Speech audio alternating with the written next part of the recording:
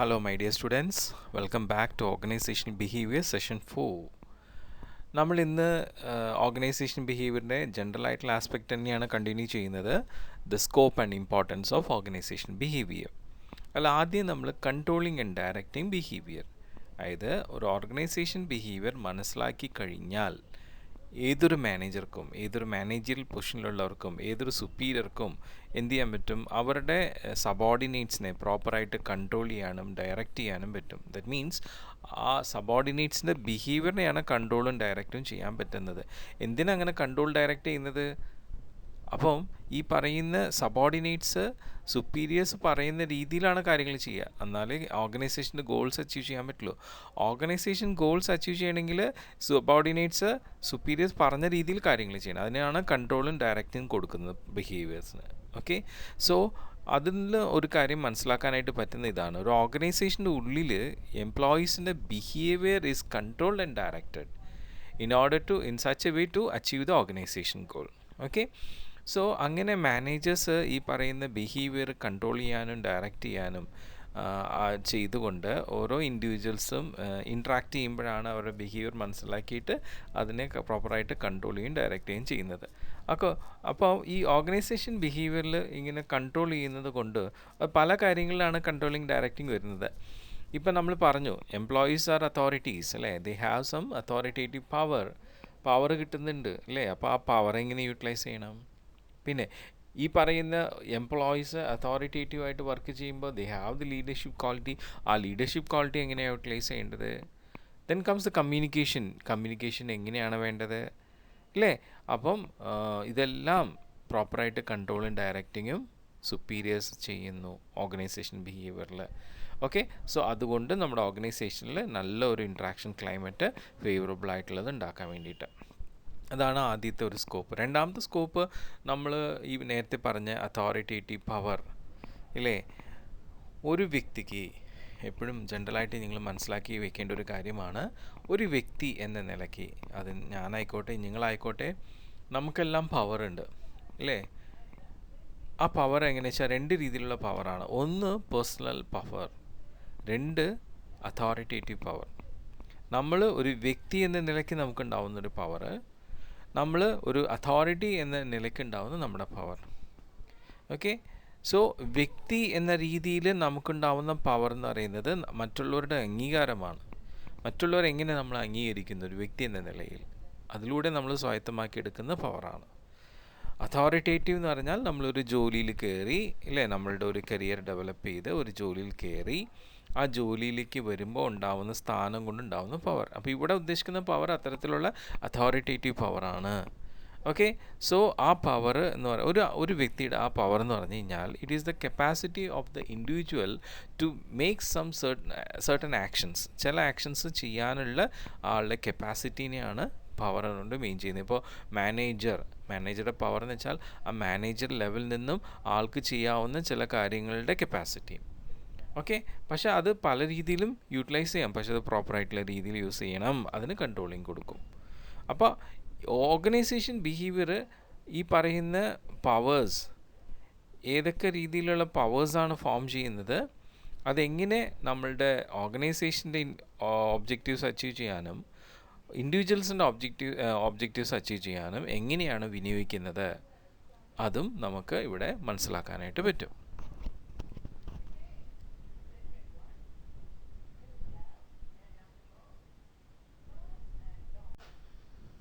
Okay, നമ്മളുടെ ഈ organisation behaviour അനുസരിച്ചിട്ടാണ് നമ്മുടെ സുപ്പീരിയേഴ്സിൻ്റെ ലീഡർഷിപ്പ് എങ്ങനെ വേണം എന്നുള്ളത് നമ്മൾ പ്ലാൻ ചെയ്യുക. അപ്പോൾ പലതരത്തിലുള്ള ലീഡർഷിപ്സ് ഉണ്ട്, സ്റ്റൈൽസ് ഉണ്ട്. അപ്പോൾ ഓരോ മാനേജേഴ്സും അവരുടെ ഓർഗനൈസേഷനിലുള്ള എംപ്ലോയീസിൻ്റെ ബിഹേവിയർ അനുസരിച്ചിട്ട് അവരുടെ അടുത്ത് ഏത് തരത്തിലുള്ള ലീഡർഷിപ്പ് ഫോം ചെയ്യണം എന്നുള്ളത് തീരുമാനിക്കുന്നത്. ഓക്കെ, അപ്പം ഓർഗനൈസേഷൻ ബിഹേവിയറിൽ ലീഡർഷിപ്പിനും ഇങ്ങനെ ഇമ്പോർട്ടൻസ് വരുന്നുണ്ട്. പിന്നെ കമ്മ്യൂണിക്കേഷനിൽ നമുക്ക് ശരിക്കും കമ്മ്യൂണിക്കേഷൻ കൊണ്ട് നമുക്ക് നമ്മുടെ എംപ്ലോയീസിനെ തമ്മിൽ കോണ്ടാക്ട് ചെയ്യുക, ഈ പരസ്പരം കോണ്ടാക്ട് ചെയ്യുക, അത് ഹെൽപ്പ് ചെയ്യും കമ്മ്യൂണിക്കേഷൻ. പിന്നെ നമ്മുടെ ഓർഗനൈസേഷൻ ഒബ്ജക്റ്റീവ്സ് അച്ചീവ് ചെയ്യണമെങ്കിൽ നല്ല ഇഫക്റ്റീവായിട്ടുള്ള കമ്മ്യൂണിക്കേഷൻ വേണം. ഈ കമ്മ്യൂണിക്കേഷൻ പ്രോസസ്സ് ഇൻ്റർപേഴ്സണൽ ഡൈനാമിക്സ് നമ്മുടെ കമ്മ്യൂണിക്കേഷൻ പ്രോസസ്സ് അത് ശരിക്കും നമ്മുടെ ഇൻ്റർപേഴ്സണൽ ഡൈനാമിക്സിൽ വളരെ ഇഫക്റ്റീവായിട്ട് വർക്ക് ചെയ്യുന്നതാണ്. ഇത് വെച്ചിട്ട് നമുക്ക് നമ്മുടെ ഓർഗനൈസേഷൻ ബിഹേവിയർ ഇവാലുവേറ്റ് ചെയ്യാം. അതാണ് കമ്മ്യൂണിക്കേഷൻ്റെ ഒരു ഇമ്പോർട്ടൻസ്. പിന്നെ വരുന്നത് ഓർഗനൈസേഷണൽ ക്ലൈമറ്റാണ്. അതായത് നമ്മളുടെ എംപ്ലോയീസിൻ്റെ ബിഹേവിയറിനെ അഫക്റ്റ് ചെയ്യുന്ന ഓർഗനൈസേഷനിലെ സിറ്റുവേഷനെയാണ് നമ്മൾ ഓർഗനൈസേഷൻ ക്ലൈമറ്റ് എന്ന് പറയുന്നത്.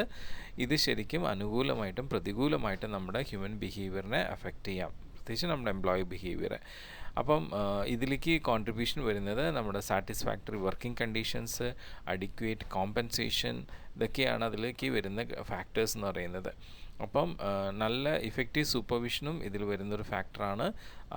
അതുമാത്രമല്ല, ഈ ഒരു സിറ്റുവേഷൻ നല്ലതാണെങ്കിൽ മാത്രമേ ശരിക്കും എംപ്ലോയീസ് നല്ല രീതിയിൽ വർക്ക് ചെയ്യുള്ളൂ. അവരുടേതായിട്ടുള്ള പേഴ്സണൽ ഗോളും ഓർഗനൈസേഷൻ ഗോളും റിയലൈസ് ചെയ്യുള്ളൂ. നല്ല അനുകൂലമായിട്ടുള്ള നല്ല ഹെൽത്തി ആയിട്ടുള്ള റിലേഷൻസ് ഫോം ചെയ്യുള്ളൂ വർക്ക് പ്ലേസിൽ. അതുപോലെ തന്നെ കാര്യങ്ങൾ ഗോൾസ് അച്ചീവ് ചെയ്യാനും ഉള്ള സെൻസ് ഫോം ചെയ്യുന്നത് നല്ല ഓർഗനൈസേഷൻ ക്ലൈമറ്റ് ഉണ്ടെങ്കിലാണ്. അപ്പോൾ അതിനെല്ലാം ബേസ് നമ്മുടെ ഓർഗനൈസേഷൻ ബിഹേവിയറാണ്.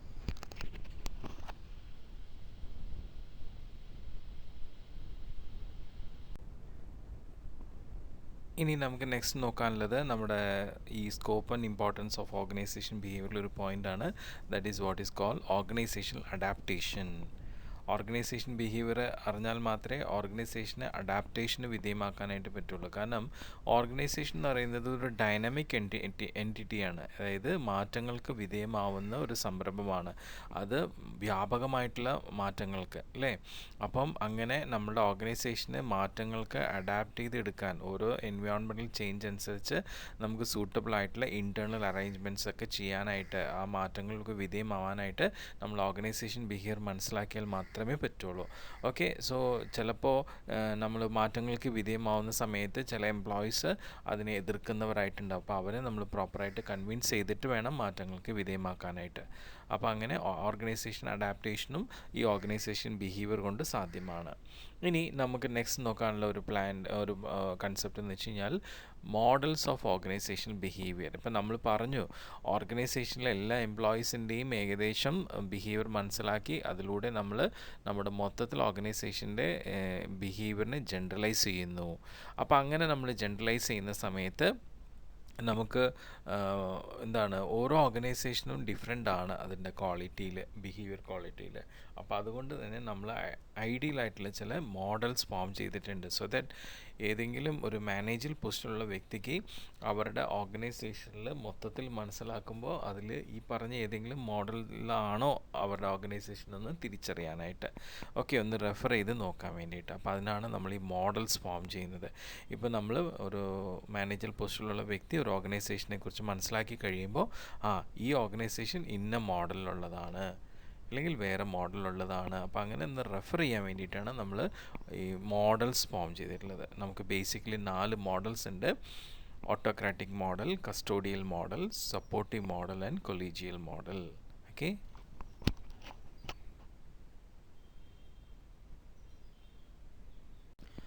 ഓക്കെ.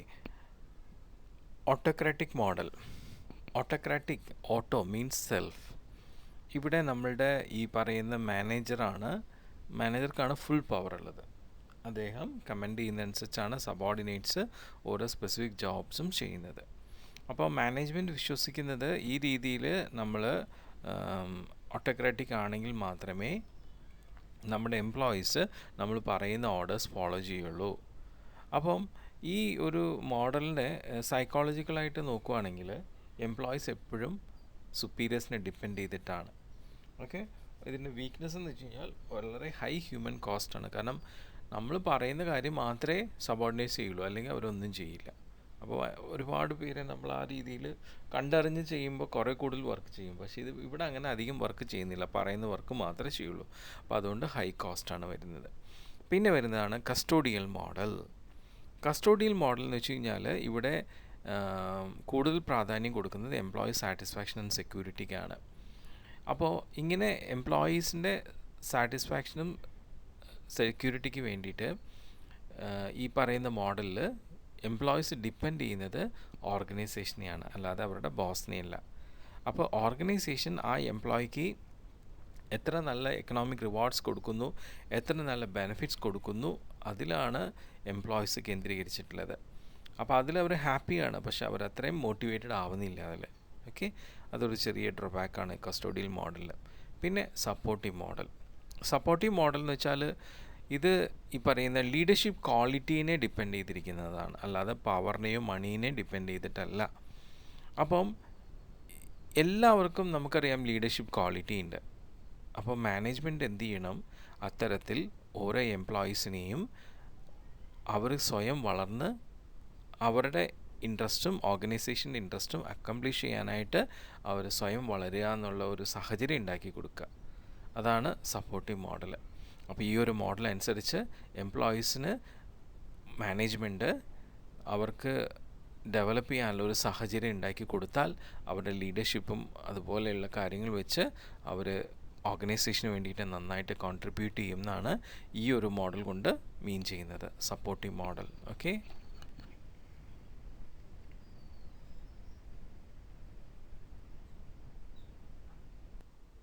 അപ്പോൾ നമ്മളുടെ ഈ സപ്പോർട്ടീവ് മോഡലും കസ്റ്റോഡിയൻ മോഡലും തമ്മിലുള്ള ഒരു വ്യത്യാസം എന്താ വെച്ച് കഴിഞ്ഞാൽ, നമ്മുടെ കസ്റ്റോഡിയൽ അപ്രോച്ച് അല്ലെങ്കിൽ മോഡലിൽ നമ്മളുടെ എംപ്ലോയീസിൻ്റെ ബെനിഫിറ്റ്സിനെയാണ് സപ്പോർട്ട് ചെയ്യുന്നുണ്ടെങ്കിൽ, സപ്പോർട്ടീവ് മോഡലിൽ എംപ്ലോയീസിൻ്റെ പെർഫോമൻസിനെയാണ് അത് കൂടുതലായിട്ട് സപ്പോർട്ട് ചെയ്യുന്നത്. അപ്പോൾ അതുകൊണ്ട് തന്നെ കമ്പാരിറ്റീവ്ലി സപ്പോർട്ടീവ് മോഡലിൽ എംപ്ലോയീസ് കുറേ കൂടി മോട്ടിവേറ്റഡ് ആണ്. ഇനി നെക്സ്റ്റ് വരുന്നത് കൊളീജിയൽ മോഡലാണ്. കൊളീജിയൽ മീൻസ് ഒപ്പം വർക്ക് ചെയ്യുക, അല്ലേ, ടീം കൺസെപ്റ്റാണ്. അപ്പോൾ മാനേജ്മെൻറ്റ് എന്ത് ചെയ്യുന്നുണ്ട്, എംപ്ലോയീസിനെ നല്ല ടീം ഫോം ചെയ്യാനായിട്ട് സഹായിക്കുകയാണ്. അങ്ങനെ മാനേജ്മെൻറ്റ് എംപ്ലോയീസിനെ നല്ല ടീമായിട്ട്, അതായത് മാനേജ്മെൻറ്റും കൂടി ഉൾപ്പെടുന്ന ഒരു ടീമായിട്ട് എംപ്ലോയീസിനെ ഉൾക്കൊള്ളുകയാണ്. അപ്പം അതിൽ എംപ്ലോയീസ് കുറേ കൂടി റെസ്പോൺസിബിളായിട്ട് വർക്ക് ചെയ്യുന്നു. അതിൽ സൈക്കോളജിക്കലായിട്ടൊരു കാര്യം കാണുമ്പോൾ നമുക്ക് മനസ്സിലാവുന്നത്, എംപ്ലോയീസ് ഇതുപോലെ ഒരു മാനേജ്മെൻറ്റ് അടക്കം ഉൾപ്പെടുന്ന ഒരു ടീമിലേക്ക് ആകുമ്പോൾ അവർ കുറേ കൂടി സെൽഫ് ഡിസിപ്ലിനായിട്ട് മാറുന്നു. അപ്പോൾ അവർ കുറേ കൂടി നന്നായിട്ട് വർക്കിന് കോൺട്രിബ്യൂട്ട് ചെയ്യുന്നുണ്ട്, കുറേ കൂടി ആത്മാർത്ഥമായിട്ട് വർക്ക് ചെയ്യുന്നുണ്ടാവും.